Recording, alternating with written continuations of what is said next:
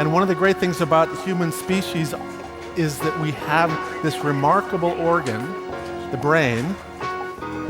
La tête dans le cerveau. Biologie, cervelle, synapses, neurosciences, physique.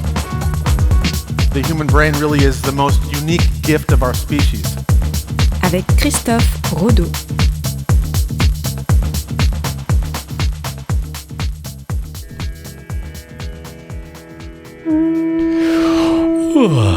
Christophe, de quoi on va parler aujourd'hui ? Aujourd'hui, on va parler de sommeil, et plus particulièrement de la privation de sommeil. Et je commence par te poser une question. Est-ce que tu as déjà fait une nuit blanche ? Oui, même plusieurs. Ouais. Et j'imagine que tu t'es donc rendu compte que quand tu avais une nuit blanche, tu avais certains effets secondaires, hormis la fatigue, sur la concentration, la mémoire. Mais est-ce que tu t'es déjà demandé ce que ça ferait si tu poursuivais cette privation de sommeil plus longtemps ? Est-ce que, à ton avis, ça pourrait te rendre malade ? Est-ce que ça pourrait même te rendre fou ou te tuer ? Alors, le plus longtemps que j'ai fait a dû dépasser 48 heures. Ouais. J'ai pas fait plus parce que par contre je suis tombé dans un sommeil et je pense que ça a joué un peu sur ma perception des choses. Maintenant, si on devait faire beaucoup plus, je pense qu'effectivement ça aura un impact psychologique. Ça peut peut-être rendre fou. Hein. Ouais. En fait, il y a une étude qui a été tentée. Et là, je te plante tout de suite l'idée. On est aux États-Unis en décembre 1963. Et Randy Garner, qui est lycéen, avec deux de ses amis, va proposer comme sujet d'étude l'effet de la privation de sommeil lors du Salon de la Science de San Diego. D'accord. On est le 28 décembre. Randy se lève à 6h et il ne retournera se coucher que le matin du 8 janvier. Il va rester réveillé pendant 11 jours. 11 jours sans dormir. D'accord, ça fait beaucoup. Comment ça s'est déroulé cette expérience ? Alors les trois amis avaient des rôles qui étaient bien particuliers. Tu avais Bruce et Joe qui devaient maintenir Randy réveillé en l'occupant à tour de rôle. Et Randy, sa tâche, c'était de rester réveillé, mais sans utiliser de drogue ou de caféine. Il se soumettait à des tests. Ces tests avaient pour but d'évaluer ses fonctions physiques et ses fonctions mentales.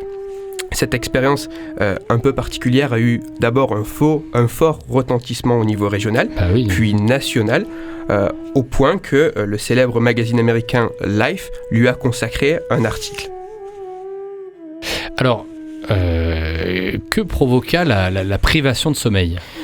Alors, au début, ça allait. Le premier jour, Randy ne présentait pas vraiment d'effets secondaires, sa mémoire elle était correcte, il avait une bonne coordination, son équilibre et son sens de l'humour étaient toujours là. Dès le deuxième jour, il va commencer à manifester des troubles légers de la mémoire, il devient irritable, il a des nausées et il ne supporte plus de regarder la télé. Au quatrième jour, ça s'accentue, il va commencer à avoir de faibles hallucinations et à partir du cinquième jour, il n'a plus du tout de sens de l'humour. D'accord. Au septième jour, il commence à avoir des tremblements, des problèmes d'articulation. Et là, tu te dis, on est au 7e jour, il va arriver au 11e. Il y en a 11. Comment est-ce qu'il fait ? En fait, après ce 7e jour, dans les jours qui suivent, il ne va pas avoir plus de détérioration que ça de son état. Et je peux même aller plus loin. Lors de sa dernière nuit d'éveil, Randy va même réussir à battre un de ses amis à un jeu électronique. On ne parle pas de jeux vidéo à l'époque. Et il tiendra le dernier jour une conférence de presse nationale de façon tout à fait cohérente. Waouh ! Ouais. Et donc, contrairement à ce que certains spécialistes pensaient, et heureusement pour lui, Randy n'est pas du tout devenu fou. Et même s'ils étaient présents, ces effets secondaires, ils n'étaient pas très handicapants pour lui. Mais alors, qu'est-ce qui se passe après ? Parce que est-ce qu'il y a eu des conséquences sur le long terme ? Ouais, alors tout de suite après, tu imagines bien qu'il est allé dormir. Et là, contrairement à ce que certains... Non, pas 11 jours, mais concrètement, là où contrairement certains scientifiques pensaient qu'il allait avoir de forts effets secondaires, Randy, il s'est couché. Et la première nuit, elle a quand même duré 15 heures. Ouais. Et après cette première nuit, les symptômes, petit à petit, ont commencé à disparaître. Et une semaine après la fin de l'expérience, il avait retrouvé un sommeil et un comportement normal. Et aucun effet secondaire à long terme, que ce soit psychologique ou physique, n'a été observé sur Randy.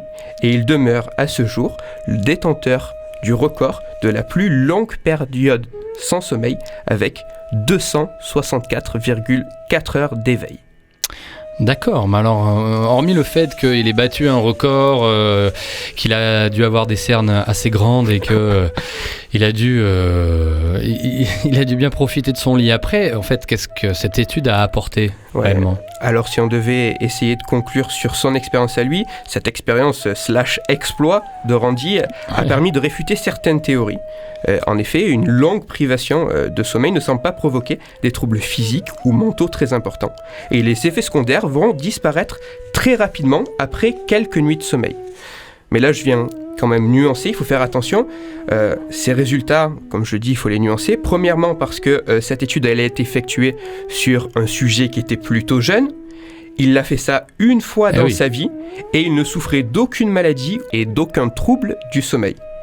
Mais c'est impossible de savoir ce qu'il se serait passé s'il avait répété plusieurs fois cette expérience, parce qu'on sait même aujourd'hui qu'un sommeil de mauvaise qualité peut entraîner à long terme de graves conséquences sur la santé. Ça, c'est la première chose. Et la deuxième chose, tirer de grandes conclusions de cette étude, il faut faire attention aussi parce qu'elle a été réalisée que sur une seule personne, cette expérience, et la science, de façon générale, pour elle, un seul résultat ne permet pas de tirer de grandes conclusions. Il faudrait reproduire cette expérience avec des mesures plus détaillées, dans un cadre plus contrôlé et sur plusieurs sujets pour donner des conclusions qui là seraient plus larges. Mais là, on est peut-être sur un problème plutôt opérationnel. Reproduire cette expérience avec d'autres types de sujets, c'est peut-être un peu compliqué. Ah oui, ne serait-ce qu'au niveau éthique, ça serait très compliqué. Alors Christophe, si on veut aller plus loin dans ce sujet, peut-être il est temps de t'écouter sur les références que tu vas nous donner. Alors, est-ce que c'est une lecture ? Non. Ouais, maintenant tu es habitué, ce bruit de clavier t'indique que je vais plutôt pas t'orienter vers un livre, mais plutôt vers un article de blog, un article de mon blog qui va approfondir un petit peu cette expérience, qui te montre un petit peu les résultats scientifiques qui tournent autour de cette histoire. Cet article, il se nomme 11 jours blancs, et il est consultable sur mon blog, Cerveau en argot. Et on peut aussi te retrouver sur Twitter, si on veut te suivre plus régulièrement. Exactement, sur Twitter, @Christophe_Rodo, R-O-D-O. Et comme d'habitude, je sollicite directement les auditeurs en leur disant que s'ils ont des sujets qu'ils voudraient que je traite ou des questions qui les taraudent sur le fonctionnement du cerveau, qu'ils n'hésitent pas directement à me contacter et on en parlera à l'antenne. Christophe Rodo. La tête dans le cerveau.